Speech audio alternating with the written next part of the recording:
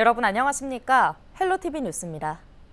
대도시권 광역교통위원회가 5호선 김포 검단 연장 사업의 속도를 높이기 위해 행정 절차와 지자체 합의를 동시에 진행합니다. 지자체 간 노선 합의가 협의되지 않은 상황을 고려한 건데요. 전문가들은 노선 합의가 지연될 경우 5호선 연장 사업 자체가 무산될 수가 있다며 중재안으로 사업을 빠르게 추진해야 한다는 의견입니다. 김진재 기자입니다. 대도시권 광역교통위원회가 서울 5호선 김포 검단 연장 사업을 제4차 광역교통 시행계획 본사업으로 변경합니다. 대광위는 12일 5호선 연장 등 6개 철도 사업을 제4차 광역교통 시행계획에 추가 반영하는 안에 대해 시민과 전문가 의견을 듣기 위해 공청회를 열었습니다. 이날 공청회에는 김병수 김포시장, 강범석 인천 서구청장을 비롯해 김포 검단 지역 국회의원과 주민 80여 명이 참석했습니다. 이 자리에서 강희엽 대광위원장은 노선 합의 지연에 따른 사업 무산 우려를 표하며 5호선 연장 행정 절차를 진행하며 지자체 합의를 이어가겠다고 밝혔습니다. 이 사업이 이제 계속 지연되면 지연될수록 아무래도 어려움이 가중될 수 있기 때문에 저희 대광위에서는 이대로 이제 놓을 수는 없다는 그런 판단을 하게 됐습니다. 그래서 이렇게 투트랙으로 일단 사업은 계속 진행을 하면서 의견은 계속 받는 걸로. 대광위는 이후 기본계획 단계에서 지자체 의견에 따른 변경 사항을 반영할 수 있다는 입장. 공청회에 참석한 전문가들 역시 지금 사업을 시작하지 않을 경우 GTX D노선을 비롯한 다른 철도 노선들에 밀려 사업성 확보가 어려워질 거라고 내다봤습니다.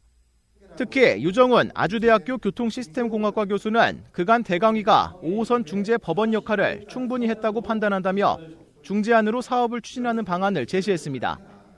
그냥 이게 이제 원당력이 빠진 게 아니고 정말로 이제 그 비용이라든지 효과라든지 또 지표도 굉장히 많아서 다 검토한 결과라는 거를 조금 이해해 주시면 고맙겠다는 말씀 드립니다. 네, 그 강희엽 위원장님 이제는 재판 그 봉 두드리시기 바랍니다.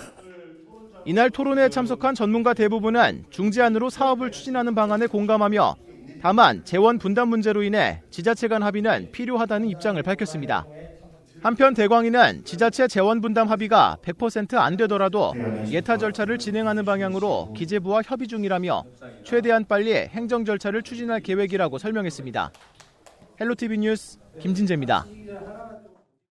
경기도 특별사법경찰단이 사회복지보조금을 목적 외에 사용한 법인 대표 9명을 적발했습니다. 이 가운데는 장애인 6명을 컨테이너 같은 불법 건축물에서 살게 하고 이들에게 나오는 장애수당 등 1억 2천여만 원을 숙식 제공을 명목으로 임의로 인출해 사용한 대표도 포함됐습니다. 보도에 김신혜 기자입니다. 부천시의 한 어린이집으로 경기도 특별사법경찰단이 들어섭니다. 사회복지사업법 위반 혐의를 받는 시설에 대한 압수수색을 위해서입니다. 인천지방법원 부천지방에서 갈 거고 압수수색 영장이에요. 그래서 저희가 오늘 여기를 좀 압수수색을 해야 되는데. 네? 무슨 압수수색이요? 사보로 드릴 테니까 읽어보시면 되고 여기 어린이들이 좀 있잖아요. 그러니까 서로 불편하면 안 되니까 좀 편안한 곳으로 이동할 수 있는 시간 약간 드릴게요. 경기도 특사경이 CCTV를 확인한 결과 어린이집 원장 겸임 보육교사 A씨가 실제로는 일찍 퇴근하고 야간 연장 근무를 한 것처럼 뒤늦게 퇴근 기록을 남기는 모습이 포착됐습니다. 이 같은 방식으로 A씨가 10개월 동안 청구한 야간 근무 수당은 479만 원에 달합니다. 의정부의 한 지역아동센터에서도 압수수색이 벌어졌습니다. 종사자 급여 명세서와 근무 상황부도 압수 대상에 포함됐습니다. 이곳 대표는 다른 곳에서 일하는 배우자를 사회복지사로 등록하고 1년 3개월 동안 허위 인건비를 지급해온 것으로 드러났습니다. 컨테이너 같은 불법 건축물에서 장애인 6명을 거주하게 하고 이들에게 지급되는 장애수당 등을 임의로 사용한 시설 대표도 경찰에 붙잡혔습니다. B씨는 장애인들의 통장을 관리하면서 숙식 제공의 명목으로 6년 동안 1억 1,200여만 원을 현금으로 인출해 사용한 혐의를 받고 있습니다. 경기도 특별사법경찰단이 지난 2월부터 4개월 동안 사회복지법인의 위법 여부를 집중 수사한 결과 법인 대표 9명을 적발했다고 밝혔습니다. 이들이 불법 행위로 취득한 금액은 모두 1억 5천여만 원입니다. 일부 사회복지법인 시설에서의 보조금 목적의 사용 등의 범죄 우려가 있는 것이 사실입니다. 사회복지 서비스가 꼭 필요한 취약계층 보호를 위해 불법을 저지른 사회복지법인 시설에 대한 수사를 지속적으로 전개해 나가겠습니다. 사회복지사업법상 보조금을 목적 외의 용도로 사용할 경우 5년 이하의 징역 또는 5천만 원 이하의 벌금에 처해집니다. 경기도 특사경은 6명을 검찰에 송치했으며 나머지 3명에 대해서도 수사가 마무리되는 대로 검찰에 송치할 방침입니다. 헬로티비 뉴스 김신혜입니다. 김포시가 아프리카 돼지열병 차단을 위해 드론으로 양돈 농장 주변에 멧돼지 기피제를 살포하는 등 긴급 방역에 나섰습니다. 김포시는 최근 아프리카 돼지열병이 경북 안동과 예천 등지에서 발생하고 김포시 월곶면에서도 야생 멧돼지 출몰로 인한 피해가 발생해 선제적으로 양돈 농가 방역을 강화했다고 밝혔는데요. 아프리카 돼지열병 방역은 아직 백신이나 치료제가 없어 멧돼지 기피제 살포와 양돈 농가의 방역 수칙 준수에 의존하는 상황입니다. 인천시가 응급 환자의 신속한 이송을 위한 닥터헬기 인계점 57곳을 지정해 관리하고 있습니다. 인계점은 이른바 날아다니는 응급실이라 불리는 닥터헬기가 이착륙하는 장소로 각 군구에 있는데요. 지난 2011년 9월 국내 최초로 운항을 시작한 인천 닥터헬기는 응급의학과 전문의와 간호사가 탑승해 매년 100명 이상의 생명을 구했습니다. 인천시는 닥터헬기 한 대를 국립중앙의료원에 위탁했으며 가천대 길병원에서 운영을 맡고 있습니다. 반도체 인재 양성을 위한 교육부 공모 사업에 인천 인하대와 연세대, 인하공전이 각각 선정됐습니다. 인하대와 연세대가 이름을 올린 반도체 특성화대학 지원 사업은 대학이 반도체 특화학과, 융합 전공 등을 운영할 수 있도록 올해부터 4년 동안 교육시설과 교육과정 운영 등에 재정을 투입하는데요. 인하공전이 선정된 반도체 인재 양성 부트캠프는 앞으로 5년 동안 반도체 분야 취업을 희망하는 학생에게 기업과 공동으로 단기 교육 프로그램을 제공할 방침입니다. 인천시는 지난 5월에 이어 반도체 인력 양성 공모에 또다시 선정되면서 국비 410억 원을 확보했고 이를 토대로 인재 3천여 명을 양성할 계획입니다.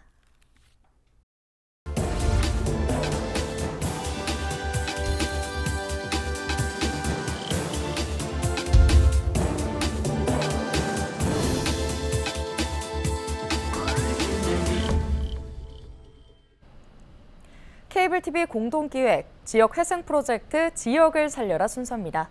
소멸 위기에 놓인 농촌 지역에서는 인구 유치에 사활을 걸고 있는데요. 경기도 포천에선 도시를 떠나 농촌으로 온 청년들의 영농 활동과 정착을 돕고 있다고 합니다. 딜라이브 권석화 기자가 보도합니다. 포천의 한 비닐하우스. 한쪽에서는 오이를 선별 포장하는 작업이 한창입니다. 구슬땀을 흘리고 있는 구본글 씨는 3년 전 처음 농사에 뛰어든 새내기 농부입니다. 직장 생활을 하기 바빴던 도시 생활 대신 농촌에서 새로운 기회를 찾기로 했습니다. 생활하고 이런 데는 조금 어려웠던 것 같아요. 뭐 지원 같은 것도 제가 할 수 있는 부분이 없는 것들도 다 이제 연합회에서 하니까는 사실 제가 신경 쓸 부분도 많이 없는 것 같고. 7년 전 아버지를 따라 자연스레 농부가 된 박세훈 씨. 농사를 짓는 부모님께 기대지 않고 1,600평 규모의 밭을 직접 일구고 있습니다. 변덕스러운 날씨부터 서툰 농사일까지 어느 하나 쉬운 것이 없었습니다. 하지만 포천시 시설채소연합회 선배 농부들의 도움으로 시설채소 작물 재배가 익숙해졌고 이제는 쑥갓과 얼갈이, 고수와 참나물 등 다양한 종류의 채소들을 스마트팜을 이용해 재배하고 있습니다.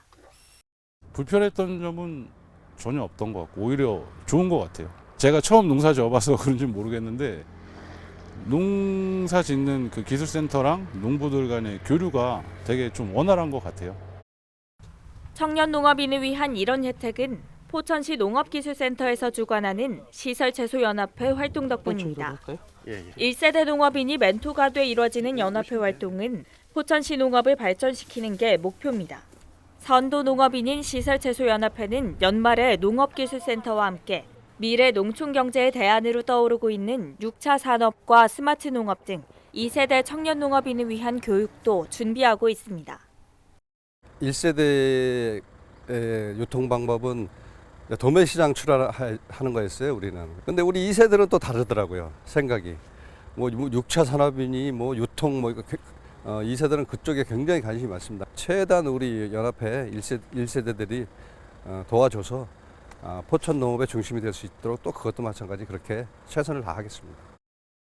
포천시는 시설채소청년연합회 40명의 청년농업인을 시작으로 청년농부를 위한 지원 정책을 매년 확대해 나갈 예정입니다.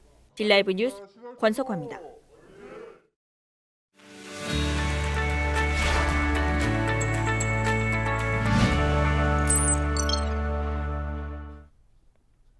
한 주간 우리 지역 국회의원들의 활동 소식을 살펴보는 국회는 지금입니다. 박선원 더불어민주당 의원이 국정원 정치 개입 금지 입법을 발의하고 정부의 검토를 거쳐 민주당 당론 입법 채택을 추진하고 있습니다. 국정원 정치 개입 금지 입법은 국가정보원법과 공익신고자 보호법 개정안으로 구성됐으며 국정원 내 정치 관여 행위를 신고하는 신고자를 공익신고자로 지정해 보호하는 것이 주요 내용인데요. 박 의원은 국정원 조직의 특성상 내부에서 정치 관여 행위가 발생하더라도 이를 신고하거나 바로잡기 어려운 만큼 정치 개입 시도를 신고하는 직원을 공익신고자로 보호하는 등 자정활동을 활발히 유도할 필요가 있다며 발의 배경을 설명했습니다. 유동수 더불어민주당 의원이 국가재정법 일부 개정 법률안과 공공기관 운영에 관한 법률 일부 개정 법률안을 발의했습니다. 이번 국가재정법 일부 개정안은 정책금융의 공급 현황을 통제할 수 있도록 재정전략회의를 기획재정부 장관 소속으로 두도록 하는 내용을 담고 있는데요. 또 공공기관 운영에 관한 법률 일부 개정안은 정책금융의 공급 한도를 전년도 공급 총액의 5%를 넘지 못하도록 해 금융공공기관의 건전성을 관리하는 게 골자입니다. 유동수 의원은 두 개정안은 정책금융이 우리 경제에 미치는 영향을 분석하고 대응책을 마련할 컨트롤 타워를 구성하는 등 정책금융의 재정 건전성을 담보하기 위해 마련됐다고 밝혔습니다. 서영석 더불어민주당 의원 등 부천 지역 국회의원들이 최근 수도권 정비계획법상 과밀 억제 권역의 규제 완화 필요성에 공감하고 힘을 모았습니다. 과밀 억제 권역에 속한 경기도 12개 지자체와 지역구 국회의원은 지난 10일 국회의원회관에서 과밀 억제 권역 규제 완화 TF위원회 발대식과 관련 토론회를 열었는데요. 이번 토론회에서는 과밀 억제 권역 지자체 내 기업들이 감당해야 하는 중과세와 공업지역 총량 규제 완화 등이 논의됐습니다. TF 발대식과 토론회에 참석한 서영석 의원은 부천을 포함한 기존 공업지역을 현대화하고 고도화해야 하는 과제가 있지만 규제에 가로막혀 어렵다며 수도권 정비계획법 개정을 통해 이런 것이 완화될 수 있도록 해야 한다고 강조했습니다.